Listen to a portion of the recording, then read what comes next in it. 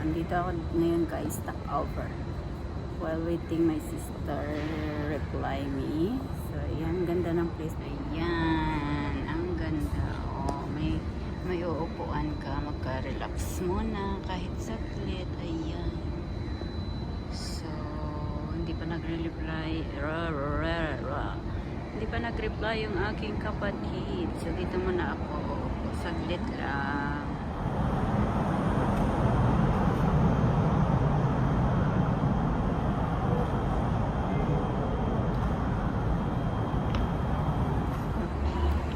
Wala pa talaga reply yung aking kapatid guys. So dito muna ako upo.